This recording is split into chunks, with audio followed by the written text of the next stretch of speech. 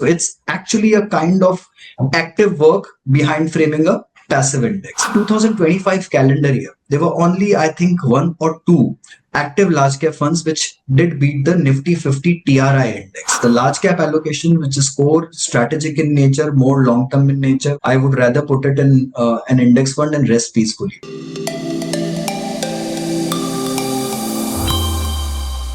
Welcome to the Index Investor. Now, today's conversation is one I've been looking forward to. We're talking about large cap investing, a segment that most of us already have exposure to, but perhaps don't think about deeply enough. Should you be in active funds, or is it time to let an index do the work in this segment? Joining me is Mohit Gang. He's co-founder of MoneyFront. Mohit has spent years navigating markets across banking and wealth management, and he brings a sharp practitioner's lens to the conversation. Mohit, great to have you with us. Thank you so much, Ruchira. It's a pleasure speaking with you. Now, let's start from the very beginning, because I think a lot of investors, they use index funds without really understanding what they're investing in. If you could explain, how is an index actually built, and who decides what goes in, what stays out? Okay. Look, an index fund looks pretty simple as a formula, as a investment methodology, but it's not as simple and as vanilla as it looks like. There are many framers, or so to say makers of indices in the country. NSE is the biggest of them. BSE is also one of those. Globally, you have MSCI, you have FTSE, you have Russell, all those kind of creating different kinds of indices. But in India, I think broadly, when we talk of any of those Nifty-based indices, it's predominantly NSE. And when we talk of those BSE based indices, a BSE 100 or a BSE 30 or a BSE 500, those are all BSE driven. There are other players also who make these indices, but predominantly it's NSE. Now, NSE has been doing it for many years, and to frame these indices, they typically go through a long methodology. So it's actually a kind of active work behind framing a passive index. So in terms of active work, there are typical constituents which go into making an index. Number one is the number of constituents or the participants, or as you might call, the number of stocks in the index. Now, an index can have as high as 500 stocks or 1,000 stocks or whatever, and can have as low as around 10 to 12 stocks. A suitable ideal index will at least have 25 to 50 or 25 to 100 odd stocks typically. When you talk of Nifty 50, you have 50 stocks, and Nifty Next 50, you will have a mid-cap basket which is a little larger, so on and so forth. The second most important part in making of an index is the liquidity part of it. Right? Mm-hmm. So typically an index has to be liquid, which means the replication of an index need not incur unnecessary cost. Right? So when you're making an index which replicates a Nifty 50 constituent, then it is pretty easy because the impact cost of those 50 stocks is not very high. And NSE kind of includes those stock after an assessment of the free float market cap and trying and checking the impact cost. Impact cost is typically checked at a 10 crore lot size. What is the total cost of carrying the order? So typically it doesn't go beyond 50 bips for, let's say, the top 50 stocks of NSE. That's why you say that the Nifty 50 index is a pretty liquid stock. But as you go down the curve, let's say if you have a Nifty mid cap index, or if you have some factor based indices, the impact cost could be pretty higher in those. So you have to check whether the constituents of the index are liquid or not. So that's part number two. Mm-hmm. Part number three is you check what is the reshuffling or the rebalancing of the index frequency, right? So it could be a quarterly, it could be a half yearly rebalancing, or an annual rebalancing. Typically in a Nifty index, the rebalancing happens twice. I think March and September is when the index kind of rebalances itself. So there are many such minute details which are getting captured when you're creating an index, and typically NSE at the back end does all this work. So it's predominantly an active framework behind making a passive index for the investor. Right, that's really helpful context. Now, if indices, they're built by different bodies with different methodologies, does that mean that some indices are structurally more suitable for long-term investors than others? Also, what separates a good index from one that's just a marketing construct? That's a pretty interesting question, Ruchira. Look, so I think a good index, as I told you, will have enough and more liquidity, which is that the constituents of the index So let's take an example. If you have an index which is a total market weight or total market cap index versus an index which is based on only free float market cap of the companies, will always be a better index, because the first index, which is an index based on total market cap, will have promoter holdings, which have government holdings, and so on and so forth, which is just not liquid but will unnecessarily inflate the values of the index, right? So a proper index will always be based on a free float market cap. That's number one. Number two, as I said, the impact cost of a great index will be very, very minimalistic, which means the constituents, when you are changing the constituents of the index, let's say three stocks are going out of Nifty 50 and another two are coming in, the impact cost won't be very high to reshuffle the index. So it won't be pretty costly affair to change the stocks, and it won't mean losses or extra costs to the investor. Right, that's number two. Number three is in terms of corporate events. How well do you handle corporate events of mergers, bonuses, splits, dividends? Do you adjust it on the go, which means ki if there is a dividend declaration today, does the index values get adjusted tomorrow itself? Or if there is a split, does the index value get adjusted tomorrow itself? Or it happens at the fixed frequency, which is the quarterly frequency or the half yearly frequency. All indices can differ on that.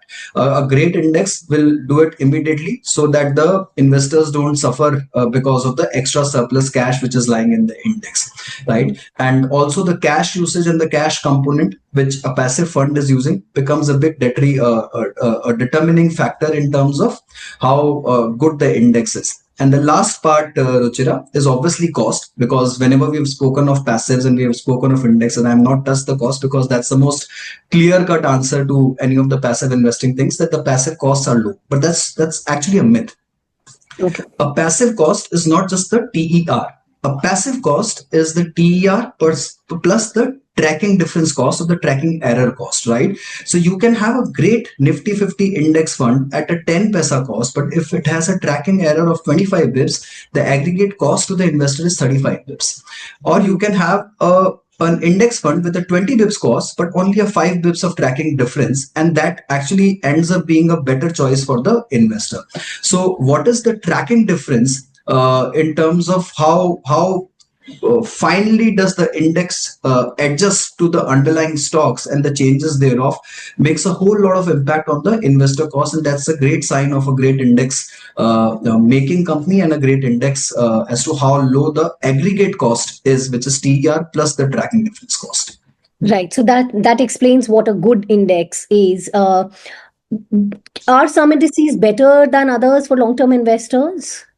If you see the turnover in Nifty 50 is 4 to 6% or 4 to 8%, which means only 4 to 8% of the constituents are changing every year, which is very minimalistic cost. And you will get a great Nifty 50 index fund at a cost of around 10 bips with a tracking difference of another 10-15 bips. So at an aggregate cost of around 25 bips with a changing pattern of 4 to 8%, this isn't too much of a drag, right? So you are actually replicating Nifty 50 to a very large extent. Now, let's come down to a small cap index. A small cap 250 index will have changes by around 12 to 14 odd percent roughly, or 12 to 15 odd percent in a year. The cost would vary, let's say between 30 to 50 odd bips, and the tracking difference could be another 30-50 bips or even higher in some cases if the index is not efficient enough. So the overall cost isn't that great as compared to an active fund. If I go to factor indices, let's say a momentum index. Okay, a momentum index will have a turnover of almost 30 to 40 odd percent in some cases, which means almost 4 or 5 names out of 10 names are changing every quarter, or at least getting rebalanced every quarter. So these are very minute nuggets. But as you rightly said, there are some indices which are very better, good efficient indices, which are the large ones, the Nifty 50, the Nifty Next 50, because the turnover is not so high and the aggregate cost is not so high. There are some indices which could be highly inefficient. It could be a small cap index, it could be a momentum index, it could be an equal weight index, but you have to go deep down and drill in the finer details of the index as to how well it is run and how well it is managed. Now, one phrase we hear constantly in this active versus passive debate is that large cap markets, they are efficient. That word gets thrown around a lot. So, can you break it down for us? What does efficiency actually mean in a market context, and why does it matter for investors? Look, it matters a lot. Honestly, I think we've all read theoretically what's an efficient market hypothesis, which says that everything is perfect, all knowledge is available, everything is well researched, there is nothing which is hidden from public knowledge and public domain, and that's to a very large extent true for the large cap universe. So if you go with the top 50 names in the country, almost every fund house, every buy side, sell side companies covering them, doing a research of them, they're very well covered by every single analyst in the country. Everyone has a view or an opinion on them, and everyone has gone through their balance sheets and numbers. And it is very difficult to hide the story behind the numbers in those kind of companies, right? So we say they are very efficient. In terms, they're very well researched, very well covered. So there is no scope of ambiguity out there, right? जब आप इतना अच्छी तरह से covered हो तो उसका जो इंडेक्स बनता है that is also kind of a perfect index there is nothing which the index can hide or not tell you compare that to a small cap index where you are not typically aware of the balance sheets, the cash positions, the liquidity scenarios, the businesses of most of these companies, right? So those are very inefficient things. So out there, an active management plays an extra edge kind of a thing, because then you need to meet the management, you need to talk with them very consistently, you need to figure out the details behind the cover, go inside the envelope, find what's actually written down in the letter, right? So that's a very tricky zone. So we call that the large cap frontier is pretty efficient, and when the frontier is efficient, you might as well capture it through the index. You might then not go ahead out in the market scouting for that active alpha, because to give alpha over something which is well researched, institutionalized, and well covered, it's very, very difficult. To for an analyst or for a fund manager to figure out what extra can he find out about an ICICI Bank or a Bharti Airtel is very difficult, Ruchira. Honestly, everything is out in public. Everything is known, right? So there is no information edge out there. So that's why to generate that alpha by trading in and out of these kind of names is very difficult, and hence we believe that out here an index serves better purpose. Right. So you're basically saying that widespread coverage, it structurally shifts the odd toward passive. Yes, absolutely. Right. Now, let me push back a little here, because there are still active large cap managers who have delivered over long periods. So are these scenarios where active still makes sense, or has has this structural advantage genuinely shifted? Is there a case to be made for the active large cap fund manager here? I'll give you some data. Almost 65 to 75% of large cap funds underperform the Nifty 50 and BSE 100 on a 1 year scale.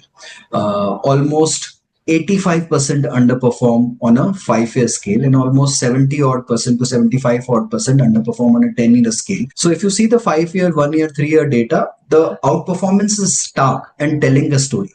Plus the active ones which are beating the index are not the same names, Ruchira. Every year, every 6 months, those names are changing, right? If you see 2025 calendar year, there were only, I think, 1 or 2 active large cap funds which did beat the Nifty 50 TRI index, right? Now, beating the TRI index was at 10.5. I think the fund was at 11. So beating the index by 0.5 isn't that great a performance, but these aren't the same names every year. So to figure out that name which will beat the index, B, to figure out that will that fund beat it by a significant amount for us to make sense and pay higher cost to that active fund manager. I think that's becoming a very, very elusive chase year on year, right? So you might as well then believe in the power of averages, believe in the power of the index, and say that, okay, I'm just buying this for next 10, 20, 30, 40 years. It's my long-term core portfolio, and I'll rather sit happy and peaceful in index rather than shuffling and figuring out the next new fund manager who will give me that alpha for the next year. Okay, now let's bring this to the investor's chair. If someone is building a core long-term portfolio, not trading, not speculating, just building wealth steadily, does it make sense to anchor that portfolio in a large cap index fund? And how do you think about it when you're advising your clients? I think we've been a firm believer of index investing for almost like a good 5-7 year period now. And we also believe that the opportunities of generating alpha in Indian markets are shifting down the market cap curve. It's not that there are no opportunities, there are ample and enough opportunities available to generate alpha, but they are shifting down the market cap curve.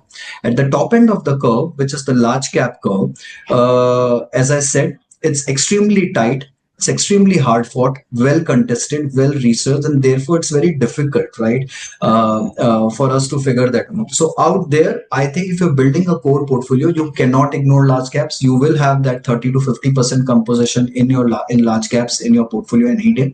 That has to be purely passives. That has to be purely passives. The remaining portion, which then goes down the curve into mid caps, small caps, multi, flexi, any other kind of things, commodities, all those things could be a mix and match of passive versus active, and we can debate it out into what form the allocation should be. But yes, the large cap allocation, which is core strategic in nature, more long term in nature, more 10, 20 years in nature, I would rather put it in an index fund and rest peacefully. So now, keeping in mind with what you've just said, one question that I suspect many of our viewers are sitting with right now, they already hold large cap, active large cap funds. Maybe they've held them for years. So how should they think about transitioning? Should they do it gradually, partially, or is there a case for making a clean break? Now that depends on each investor. Honestly, I think it's a tough one to answer. It's a tough one to answer because every case will give you a unique situation, and you will have to see the impact of taxation, impact of exit load, so on and so forth. Look, newer allocations, to my mind, should only go into passives when it comes to large caps. The old existing ones will have to be tackled on the merit of the situation. If you have a fund which is just about even meeting the index, then perhaps you can take a calibrated call and you might just want to continue or persist with us, that fund, in terms of allocations, but not in terms of adding incremental money to that. Right. If there is a large cap fund which has also been an underperformer and plus an active fund in your portfolio, then yes, by all means, just take it out, cut the umbilical cord, and just go for a clean split. That's it for yeah. Is there a broad framework that you would like to share with our viewers? Look, I think a gradual movement is always advisable, depending on the market scenario and market conditions, and also depending on the kind of taxation that will come upon by virtue of this switch. All these switches will incur some cost, because once you're switching from an active fund to a passive fund, this is akin to selling and buying afresh, right? So it will have your long-term or short-term tax implications. So you will have to see whether there are some tax harvesting opportunities which are available in the portfolio. If there are, you have to make use of those and then gradually do it. If there are some losses, you have to set off against those and then do it in proportionate amounts every year. If the fund is meeting the benchmark to a larger extent, then perhaps hold it and not increase any allocations. If the fund is poorly performing, not beating the benchmark, then yes, by all means, just cut it one shot and move it to passive. Well, Mohit, this has been a genuinely clarifying conversation. Thank you for breaking it down so clearly.